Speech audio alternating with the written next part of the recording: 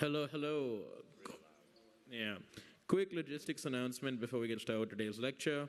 Homework 5 deadline has been extended till tonight for both the write-up and the code submission. Ta-da! Okay, I'll try being available on Piazza to answer any more logistical questions about that, but beyond that, I'm just going to hand it off to Marvin.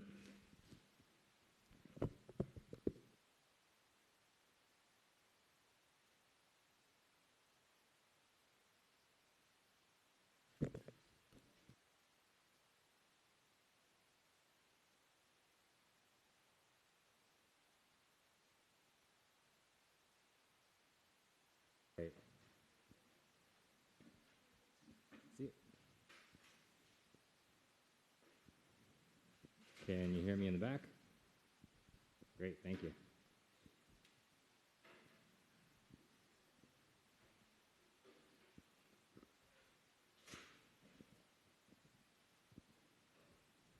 All right, so today we're talking about transformers.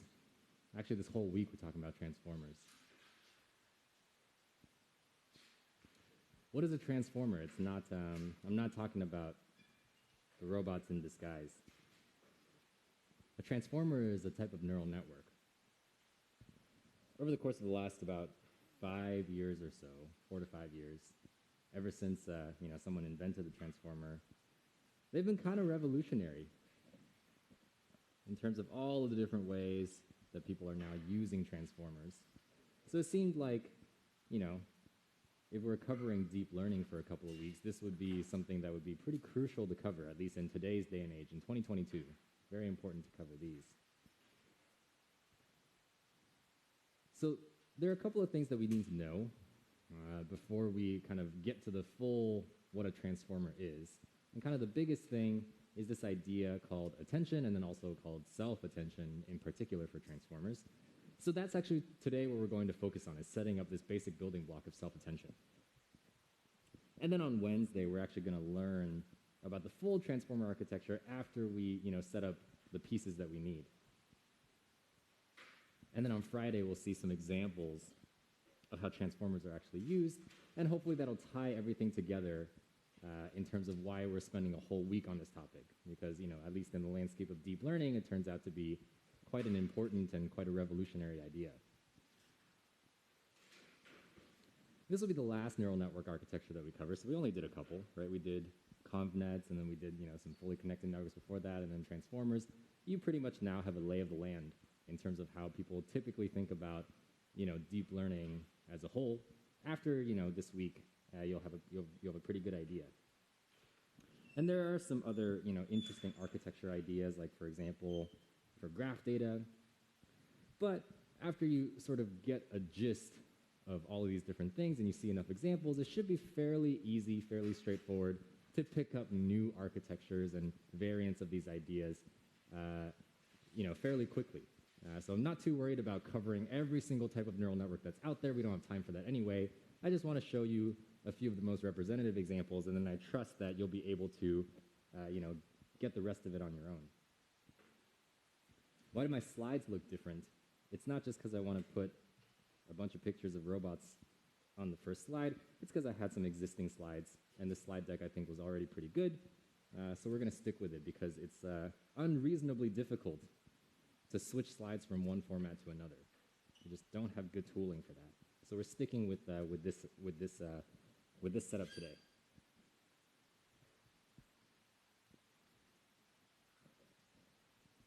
So why are we talking about a whole new neural network architecture? Well, it's because neural network architectures play a big role in terms of working well for particular types of data. That's kind of the big part of it, right? So last week, we were talking about image data, like computer vision type things.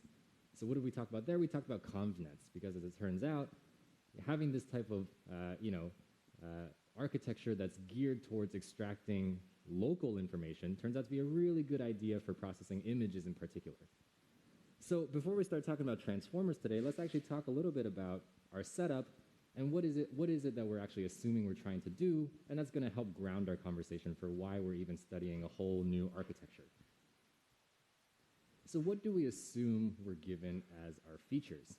Well, let me give you a couple of examples, and I think it'll be fairly clear what it is that we're talking about here. Our features could be something like text. Okay, so it could be like a whole, bunch of words into like arranged into a paragraph with a particular ordering, right? And then we're trying to, process this text in a certain way to do something with it, like classify the sentiment or do other different types of things like that. Our features could be audio. Could be, an audio waveform of, somebody speaking. By the way, when I was searching for something that looked like this, I typed in Soundwave into Google Images, and all I ever find is Soundwave the Transformer, which I think is just a weird coincidence. But I was looking for, not Soundwave the Transformer, I was looking for Soundwave like an audio waveform of, this is the type of data that we're trying to process. Or it could be something like a video, right? So like a sequence of images depicting, maybe some kind of activity. Maybe we're interested in trying to understand what that activity is, or other properties of the video, et cetera, et cetera. What do all these different features have in common? They're what we might consider as sequential data. Okay, so sequential data basically just means that we can break up our data into a different certain number of dimensions, and these dimensions have a particular ordering to them, like maybe like a temporal ordering, right? Like these things move forward in time, or just some other type of natural ordering that we would define over this data that we have. Sequential data also might be variable length. So I might have one piece of text that's a whole paragraph long. I might have another one that's only a sentence long. I might have something that's only a word, right? So I have to figure out different ways of actually dealing with data that might not have consistent dimensionalities, in the sense that they might actually have different lengths associated with them. So that's going to be one of the challenges that we're going to need to figure out how to handle. And then when we're talking about this type of data, so we have sequential data, what is it that we're actually trying to do with it? Well, it really depends on what is it that we're actually given, and then what task in particular we're trying to solve. So for example, if I'm given a bunch of text as my data, it could correspond to something like analyze the sentiment of this text. Is it positive? Is it negative? Maybe the text is like a review of a product, and I'm trying to determine, did the user like this product or not? Or maybe I'm trying to translate that text into a different language. So in the first case, it looks like something like a pretty standard classification task, right? Take my piece of text and then classify it into, positive or negative. It's actually like binary classification in that particular case. I could also say it's like 5-way classification if I'm trying to classify between like 1 to 5 stars or something like this, right? The second example is a little bit more complicated. It doesn't really look exactly like just classification, because the label that I'm trying to predict is itself another sequence, right? So it's like sequence in, sequence out. One sentence in, the same sentence in another language comes out. So this is going to be a little bit different. We're also going to have to figure out ways of building models that can not just do classification, but also maybe support these types of tasks as well. There are other examples of the same thing. So for example, if I have a sound wave, then maybe doing speaker identification looks something like just a natural classification task, right? Like, is it speaker 1, 2, all the way up to K? But it could also be something like audio transcription, which again looks like sequence in, sequence out, right? Taking the audio waveform and then output, a bunch of text that's what you think the speaker was saying, right? And this is actually, across different modalities at this point, right? It's like speech in and then text out. So all of these things become quite complicated, and we have to figure out the right ways to deal with these types of tasks.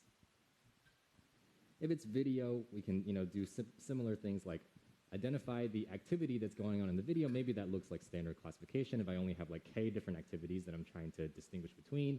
Or maybe I'm just trying to caption the video, which is like video in, text out. Right? So again, these things can be quite complicated depending on the particular task that I'm trying to solve. Or we could have no label, right? So we talked a little bit about unsupervised learning. Unsupervised learning is kind of big, especially in deep learning, and especially in these types of domains where we have this sequential data, because the data is very rich. We might already be able to learn something useful even if we don't have any particular labels. And this is, unsupervised learning. A lot of the times in these types of domains, it's something corresponding to what we call generative modeling, which is basically trying to build a model of the sequences themselves. So maybe I'm trying to build a model that's able to generate new novel sentences, right? Or assign probability estimates to the sentences that I have in my data, or both. So those are the different types of tasks that correspond to different types of labels that I might have. Maybe the labels are just like these classification things that we've dealt with before, but maybe they're more complicated. Maybe there's something more like, sequences themselves that we have to deal with, or maybe I don't even have any labels at all. It all depends on what task I'm trying to solve. So now we have to figure out what kind of model am I going to build in order to actually handle this, fairly complex setup that I have here. Sequential data, maybe even sequential labels. All of these things are fairly complicated. What is it that we're going to do here? Well, there's actually been a lot of different approaches that have been proposed, through the years, through the decades, for how to deal with these types of tasks. Transformers is sort of like the latest and greatest, but there are a number of other choices that we could use that, is in some sense kind of useful to enumerate at least, just so you get a sense for, all the different things that people have tried. We can have things like Markov or N-gram models, or, something where we actually model like a hidden latent evolving as a Markov process. So that's called a hidden Markov model, or an HMM.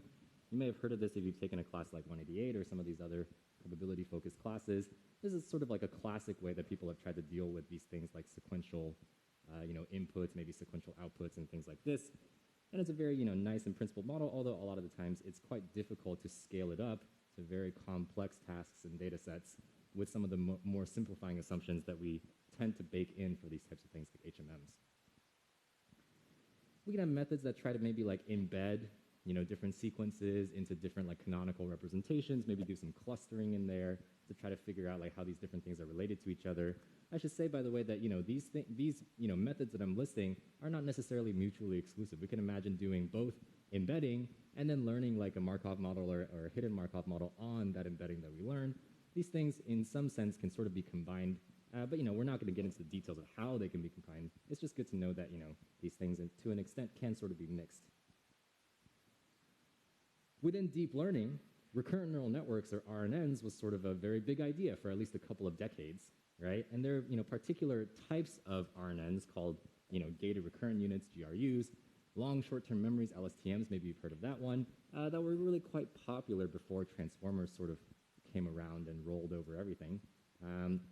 But just to give you a sense of the relative perhaps importance of these things, at least perhaps through my own biased lens, to the best of my knowledge, CS189 has never taught anything related to RNNs. So even though it was fairly big for a long time, we didn't really feel like it was so core that you had to learn about it. Whereas right now, I think that it's very important that you know about transformers. So those are just sort of the relative weights that I assign to some of these different classes of models. The convolutions that we learned about also can be used for sequential data. It's sort of like, well, we had 2D convolutions for sliding across an image. We can imagine something maybe like a 1D convolution for sliding across a sequence.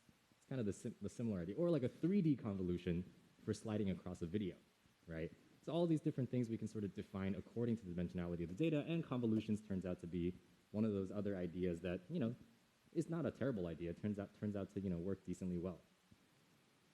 But transformers have come around now, and I think that, at least, in the current landscape of things, transformers is really all that's used in deep learning land to process sequences. It's kind of the natural go-to answer. It just seems to work a whole lot better than everything else. It's more efficient, and just easier to train, achieves higher performance, et cetera, et cetera. So that's really what we're going to be focusing on this whole week, actually, is learning about transformers.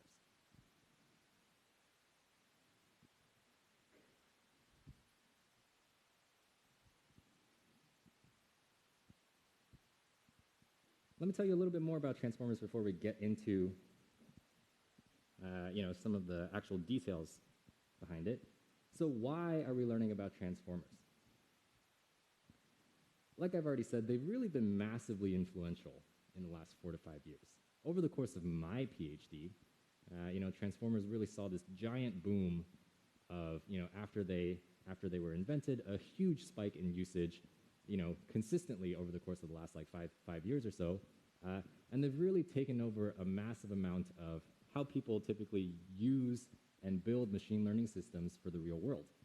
Of course, this is in the space of deep learning in particular, right? And not all machine learning that's used in industry is deep learning. That's why we learned about all this other stuff before deep learning, right? But at least in the space of deep learning itself, transformers are really dominant right now.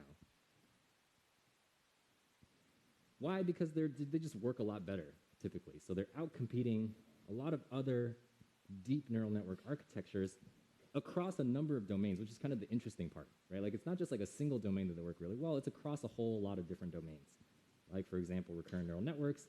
In these types of language modeling tasks where we're trying to, model, the semantics and syntax of language and generating new language and things like this, as well as, things like convnets and vision tasks to an extent. I think this is a little bit more hotly debated, whether or not convnets or transformers are better for things like computer vision, like image classification and things like this. But they certainly seem like they're at least neck and neck in terms of, the different trade-offs that we might have. There are some other state-of-the-art models that you can also learn about that aren't transformers, but also use a pretty central idea to transformers called attention. So even if I weren't teaching you about transformers, I'd probably teach you about attention, because attention is a really cool idea, and it turns out to be quite useful for a lot of these different deep neural network models that we can build. So it's quite important to at least know about that part. That's the part that we're actually going to start with, because after you learn about attention, that's when you're going to be able to grasp sort of the rest of what we're talking about. So you might say transformers have been transformative.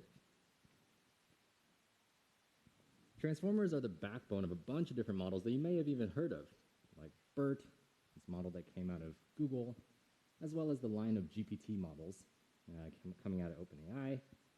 These models are really quite influential. A lot of people use BERT for a lot of their tasks in like natural language processing and understanding. We'll go through some of those examples probably on Friday. And then GPT is a model, or GPT-3 is kind of the latest one, right? That seems really, really capable of generating very high-quality language to the point where a lot of the times it seems indistinguishable from what a human would write. So this has also found a number of applications across a number of different areas for when we might want to be using those models. Stanford has gone so far as to call these models foundation models.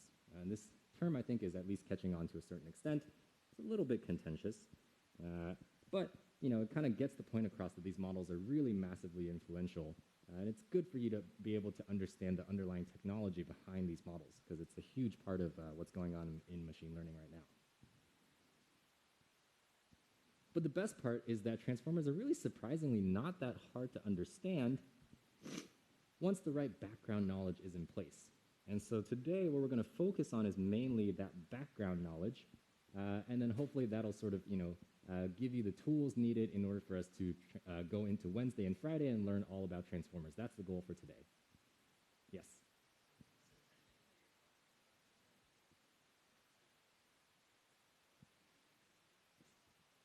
Great question. So this attention that I'm talking about, is it something similar to the cognitive concept of like attention, or like how humans think about attention? That's kind of why it's named that way. Like, it's sort of intuitively supposed to make you think of that type of concept. We'll go into all the mathematical details, and then you can decide for yourself whether or not you feel like the concept is similar or not.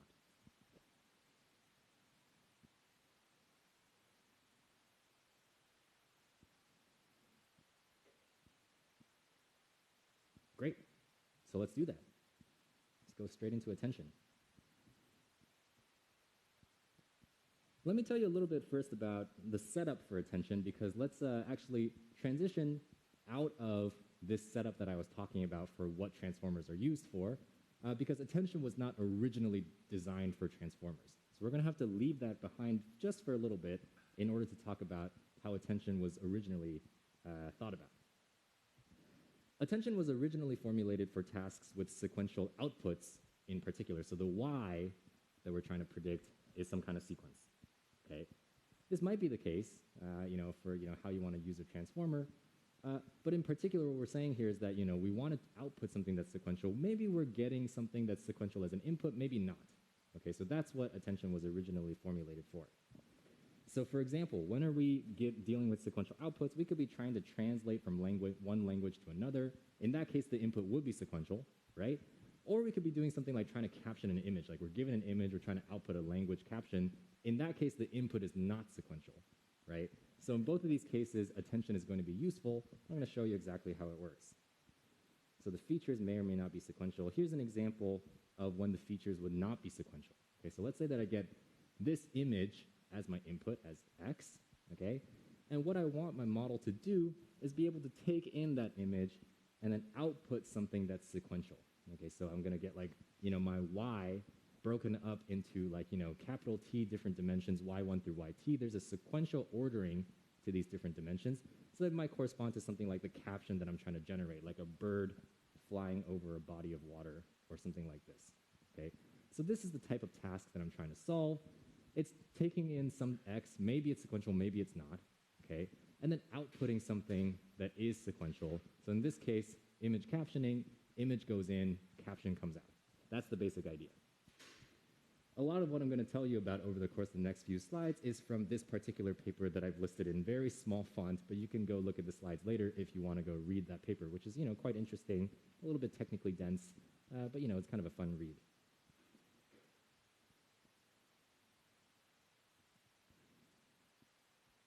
Okay, so what is it that we're doing here? Well, basically, we're trying to take this image and then output its caption. How are we actually going to do that? What we're going to do is we're going to specify a model that outputs one word of that caption at a time, or basically one piece of the sequence at a time. Okay, it's always going to take in this particular image, okay, but then it's going to output, y1, then y2, then y3, so on and so forth, all the way down to y capital T in order to generate that entire caption that we want, okay? So in that way, basically what we're doing is we're almost think about it as like calling the model multiple times in order to get the final caption that we want, a bird flying over a body of water. So basically, the model generates the output, quote unquote, one step at a time. Okay, one word, or as it's typically called in natural language processing, one token at a time. Okay? But this, as I've described it, doesn't quite yet work because the model would need to know what it's generated so far, right? So the model would need to know I've already output a bird flying in order to know that the next word I should generate is over, right? Otherwise, if the model had no idea, it might just generate the word over and over and over again because it has no idea that it's already done that, right? So it's not today's focus, but typically this is usually done with an idea called recurrence, which is kind of the underlying principle behind recurrent neural networks, RNNs, where basically we don't need to know the low-level details, but at a high level, you can almost imagine it as the model passing forward some input into its next call every time it gets called. Okay, so the model has some sort of internal information that it's passing through into the next call, such that after I generate the model gives some information to itself, after the next time that it gets called, so that it knows that I don't have to generate again. I can move on to the word bird, and then flying, and then over, and then so on and so forth. So this is typically accomplished with an idea called recurrence, which is not really what we're going to be focusing on, but this is the general pattern behind how it is that we want to sort of make sure that the model knows what it's generated already in order to know what it needs to generate next.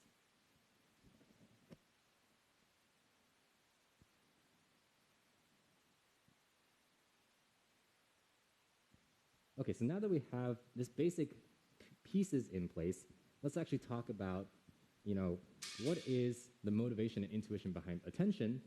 Attention is basically a mechanism that's going to allow us to better perform this type of sequential generation, such that the model can better know what word it should be generating at a particular time step. So let's take this image again and imagine that, what the model generates, or hopefully what the model generates, is something along the lines of like a bird flying over a body of water. So what attention allows us to do, and here's a very cool visualization, is basically focus on different parts of the image as we're generating different parts of this caption that we're producing. So for example, when the model is generating the word bird, you can see that this attention of the model is pretty clearly focused on the bird that's in the image, compared to when it's generating water later on. You can see it's sort of the opposite, right? This model is pretty clearly focusing on everything that's not the bird in order to figure out what's the right word in order for it to generate at that point. So this is kind of the motivation behind attention, is allowing the model at every time step to basically think a little bit harder about what would be the right word to generate now, and then allowing it to almost quote unquote look at different parts of the image in order to better figure that out. That's the high level idea behind attention. Yes.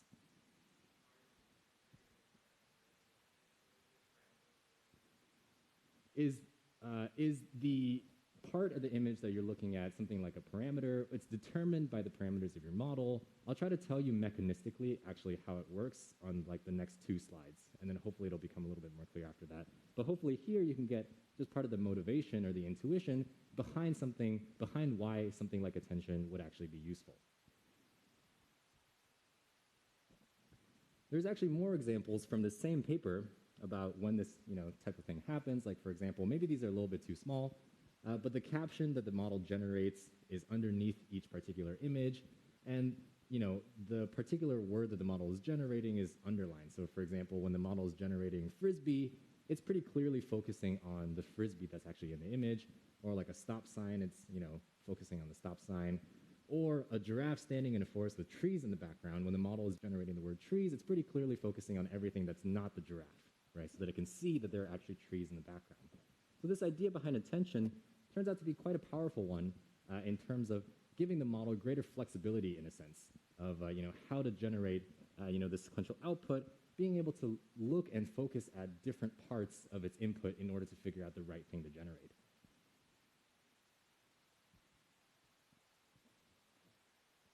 So now how do we actually do this? Let's first talk about what we actually attend over, okay?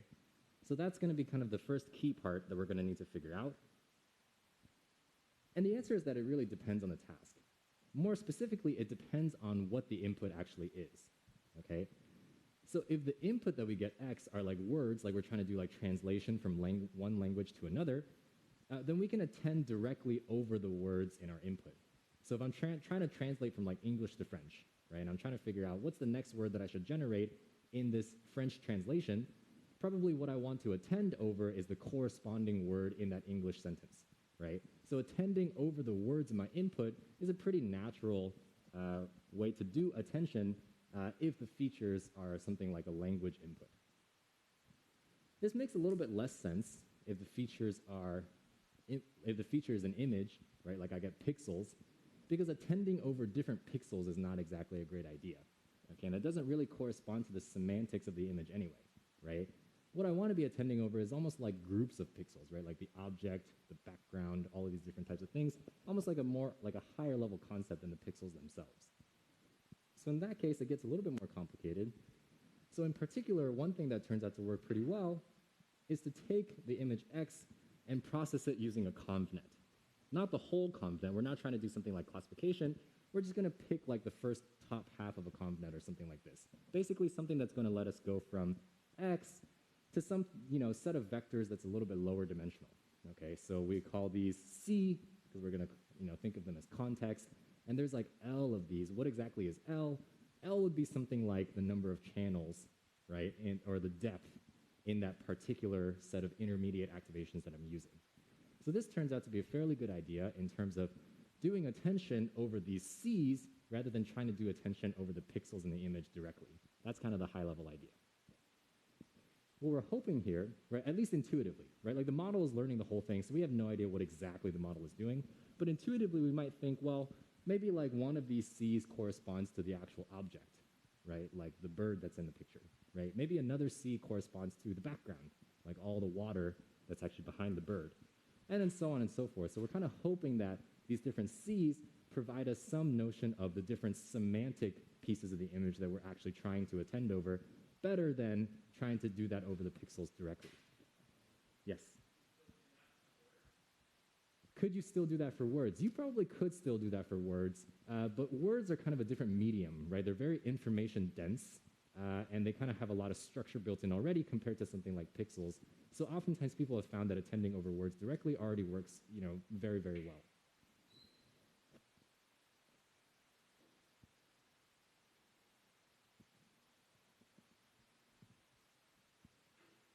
Okay, so now we are ready to get into attention, the details. Okay, how exactly is attention actually carried out? It's kind of a very cool idea. Sometimes it's a little bit confusing the first time around. I'll explain it up to twice if we need to. So we take our image, we pass it through maybe some, the top layers of some convnet.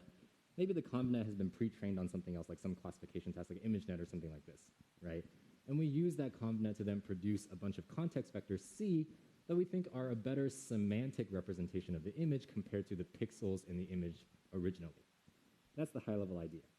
So instead of feeding the input, the image X, directly into our model, the C's are kind of what the model is actually getting, okay? Some hopefully better, more semantic representation of that actual image in order for the model to actually go ahead and do this kind of generation, like at the first time step, generate Y1, which is like, well, that's kind of, just like a start word. So maybe it's not that complicated for the model to figure out I need to generate even if it doesn't really know exactly what's in the image. But then let's think about the model at the second time step and try to think about, well, after it generates given the information that the model is getting from itself, right, via recurrence, as well as the information that the model is getting from these context vectors C, how might it know that the next word that it needs to generate is bird, right? Well, it needs to be able to sort of scan through the different C's to figure out, well, let's actually take one step back. If the model has generated right, and it knows that via its recurrence, then the model probably knows that the next thing it needs to generate is a subject, right? The subject is going to be bird in this particular case, but the model needs to figure that out, right? It needs to figure out that the subject in this particular image is a bird. How does it do that? Well, basically, we can think of it as sort of like scanning through the different contexts that we have to try to figure out which one is going to tell me something about the subject of this image. Once it identifies the correct C that's sort of telling us about the subject, then it can go and sort of like read out that value and process it in order to figure out, oh, it's actually a bird that's in this image, and that's how the model actually figures out what it needs to generate. All of this happens with what we tend to call a key value query system. Okay, so if you're familiar with things like Python dictionaries, for example, this is not going to look all that different. It's sort of all learned, but the underlying data structure is very similar. We have a bunch of different functions that we're learning in order to implement the system. One of them is called a query function Q. Okay, a lot of these times, by the way, these functions that are being learned, they're very simple. It could be like a linear, function or something like this. But basically, this Q, its input is whatever the model is getting as information from its previous step, so the recurrence. Okay, we're not actually laying this out in detail because we didn't talk about RNNs, but just know that the model is getting some amount of information from its previous step. This is what the query function is processing in order to get the query Q at this particular time step T. So for example, the query might intuitively represent something like, I need to figure out what's the subject of this image. So the query might be, what's the subject? Of course, we're learning all of this, right? So these intuitions are only meant for that, for intuition, but it's sometimes easier to think about a little bit if we can sort of assign these things semantic meanings, which may or may not hold. We have two other functions, K and V. They're the key and the value functions, okay? What's going on is that these keys and values are processing all of the different context vectors that I have from C1 all the way up to C capital L, okay? So these vectors that I'm getting, KL and VL, I have capital L number of those, okay? Each key is meant to intuitively correspond to what is represented or what type of information is being represented by this particular context vector. Like maybe one key says, oh, this context vector is like the subject. The next key says, this context vector is like the background, et cetera, et cetera. And then the value, V, is actually meant to represent sort of the content of that context. Like the one that corresponds to subject, for this image might say, this is a bird. And the one that corresponds to background, that V might say, this is water, so on and so forth, right? So we're basically building queries for every time step about what the model is trying to generate. And then correspondingly, we have keys and values corresponding to all of the different pieces of information that are stored in all of these context vectors that I have. So that's the Q, the query, and then the keys and values K and V. Yes?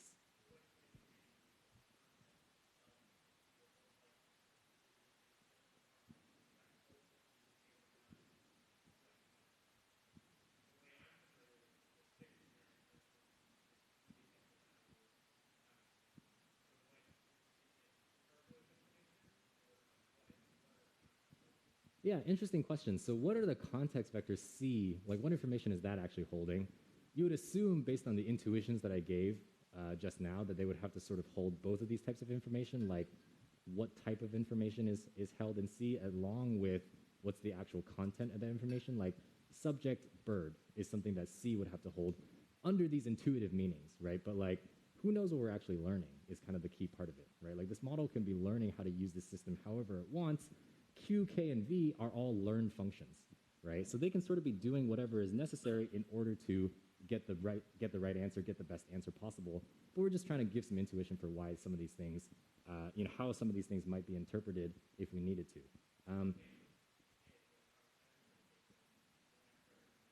So K is a function that takes in a vector like C and then outputs another vector. Oftentimes, Q, K, and V, they're all just like linear functions, for example.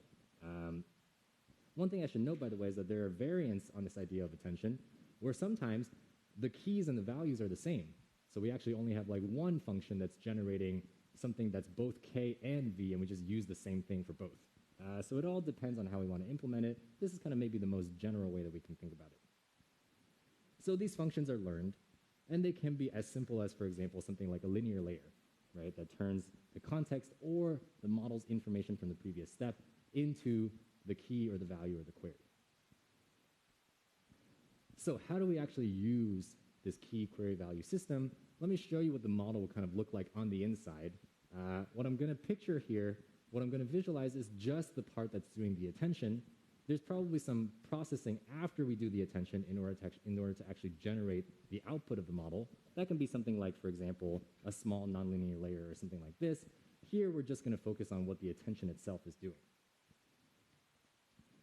So at the second time step, right, we have this Q2, this query that's been generated based on what the model passed forward via its recurrence, right? So this Q2 is something like, I need to figure out what the subject is because I just generated and I need to figure out what follows And then I have all of these different keys, right, K1 through K capital L, that have been generated via the key function on these context vectors that came from my convnet, right?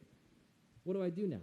Basically, what I want to do is I want to compare this query, Q2, to all the different keys that I have in order to figure out which key is most relevant to the query that I have at the current moment. How do I do this? The basic idea is I look at something that basically looks like a distance between the query and all the different keys, and then I'm going to assign weights to these different keys based on the distance. So the lowest distance key would correspond to the greatest weight, and so on and so forth.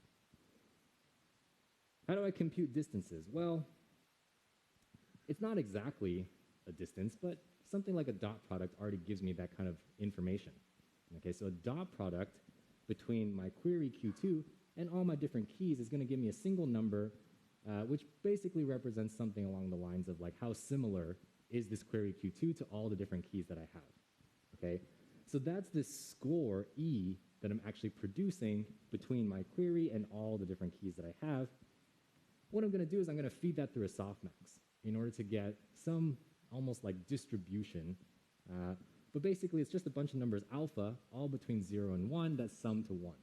Okay, and these are going to be the weights with which I care about all these different keys. The alphas that are bigger correspond to keys that are more similar to the query. And because I'm passing it through a softmax, which is like this exponentiation kind of thing, oftentimes what I get is one alpha that's really quite large, and then all the alphas being quite small beyond that. So why did I pick this? Why don't I just pick the one key that's the most similar? It's because this thing is actually differentiable, right? Which means that I can actually train it using all of these like back propagation things that we already talked about. So this is kind of the reason why we instantiate it in this particular way. But oftentimes in practice, what ends up happening is that like one alpha is very large. That corresponds to the key that's most similar to the query, and then all the other alphas are pretty small. What I do with this is then I produce the output of the attention part, which here I'm going to call A. And basically the way that I do is I take a weighted combination of all the values V according to these particular weights. Oftentimes what this is doing is sort of just like a soft indexing in the sense of basically just outputting the value that corresponds to the key that's most similar to the query. But it's not exactly like that, right? Because there is sort of this like, weighted sum that's going on here.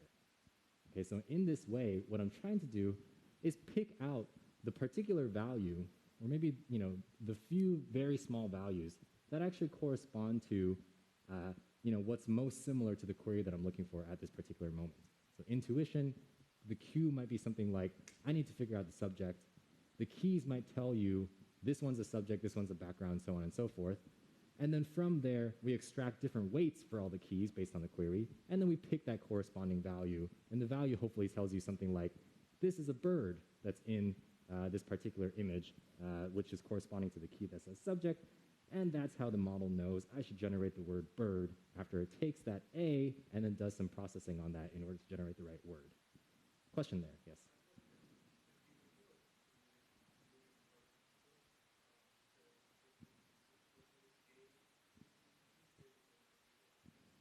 Great question. Yeah, so here, right, these context vectors C, they're not changing, right? So one thing that I could do to make this very efficient is pre-compute all of the key and value vectors that I have, right? Just do that at the very beginning. And then the only thing that's moving, like you said, is this query that I'm getting, which changes from time step to time step based on what information the model is passing forward, right? This model information, you could just think of it basically as like a vector that the model passes to its next time step, right? That vector is changing, the query is changing, and that's the only thing that determines what values I'm going to pay attention to in order to generate this particular A at this particular time step, and then this A gets processed into the final output. Yes?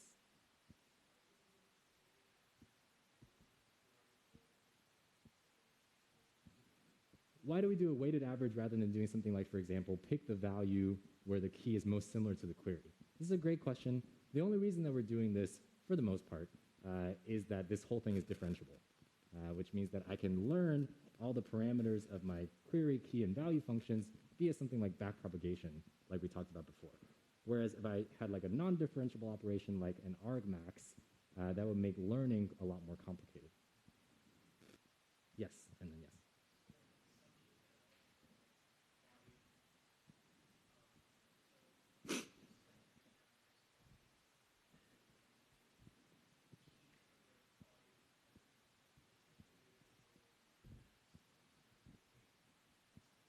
Yeah, so like how did the model decide between like a bird versus like a body of water?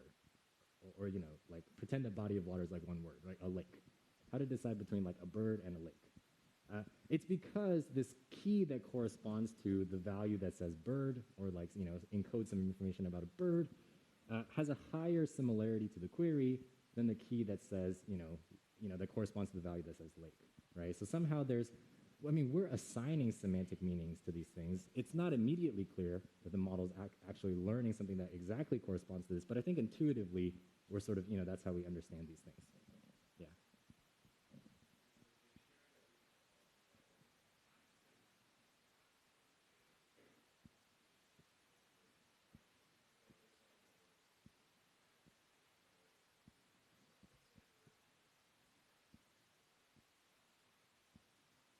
So this dictionary that we're talking about here, right? So the dictionary is actually produced by these learned functions, like K and V have like parameters, right? And we're optimizing those parameters via like backpropagation and gradient descent, right?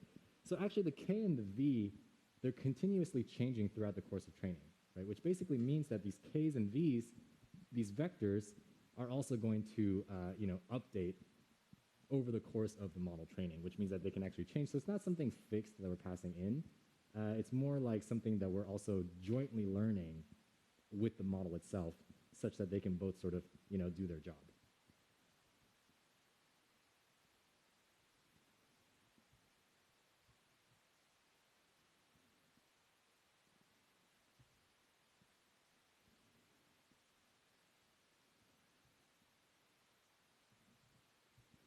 Okay, so then now that we know about attention, we're probably ready to talk about a slight variant of this idea called self-attention. And this is really the building block of transformers. The goal of self-attention in particular is to handle sequential features as the input, right? So in attention, we talked about, producing sequential features as the output, but maybe the input was not actually sequential, it could be like an image. The goal of self-attention in particular is trying to handle sequential features as the input. So now we're going back to what we were talking about before with this problem setup where the features X are sequential. I think the easiest way to think about self-attention is that it's basically like a neural network layer, because we've talked about lots of different types of layers, right? Like nonlinear layers, convolution layers, these types of things. Self-attention is just another type of layer, which allows for processing the whole sequence, okay? So basically this layer, the self-attention layer, takes in an entire sequence as input and then produces an entire sequence as output. Okay, that's basically what self-attention is doing.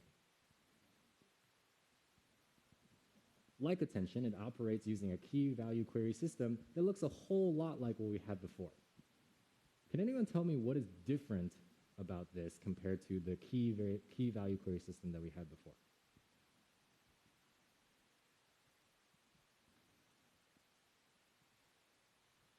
Yes. There's no context, there's no C, right? Yes. So is it using time as a parameter? Sort of, right? So like both of these are on the right track, or they're both basically correct. Where actually the Q, K, and V query key value functions that I'm learning, now they all take my input X as the input, rather than like taking other things, maybe things that don't vary across time, et cetera, right? So this X, my input, is a sequence, right? Goes from X1 to like X capital T, let's call it, right? My query key value system is now, all of these functions are taking in different parts of my sequence in order to produce these queries, keys, and values. This is why it's called self-attention. You're basically attending to yourself, your own input, rather than attending to some external source of information like an image or something like this, okay? So procedurally, it looks extremely similar to attention. I think that intuitively it doesn't quite have that same understanding of what it is that we're doing. But I think at least procedurally, it's very easy to understand from the perspective of attention once we understand how that one works procedurally, okay? It's basically the same thing, but now we just have, K1 through K capital T rather than like K1 through K capital L like we had before, right? And all these keys are just being generated from the same sequence as what's generating my query, and that's what's generating my values as well. So we can almost think of it as a very efficient way of sort of taking a look at the entire sequence and then trying to combine information across different time steps in order to figure out what's going to be the output at every particular time step, so on and so forth. It just turns out to be a really effective way of processing the whole sequence all at once. So what it ends up looking like is something along the lines of, well, I have my sequence, it's X1 through X capital T. Maybe it's like, a sentence or something like this, or like an audio waveform. We can basically imagine self-attention as this block, this layer that goes from X1, X capital T, all the way to the next layer that outputs A1 through A capital T, right? So in this way, we're sort of just maybe repeatedly processing our input through these self-attention layers in order to get, different representations of that sequence that we then hope is sort of like, more useful for what it is that we want to do. Yes?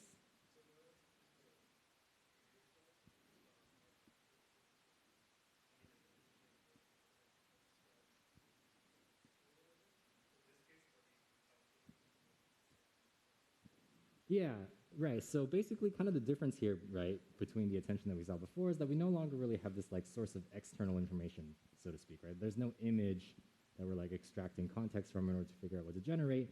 This is now sort of just sort of a layer for processing sequences, right? So the only reason I told you about attention before is that it teaches you about, this procedure, right? This mechanistic procedure for how attention works. Self-attention works the same way as a procedure, although I think that the intuition is not quite there in terms of like, trying to like attend to different parts of your image or different things like that. It's more like doing attention across yourself, across the different parts of your sequence in order to figure out how to manipulate it into the next version, the next representation of your sequence that you want.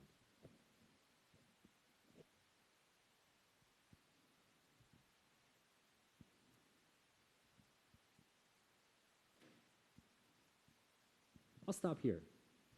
And then we'll go over, this is self-attention, and then we'll go over transformers next time using this building block. All right, thanks.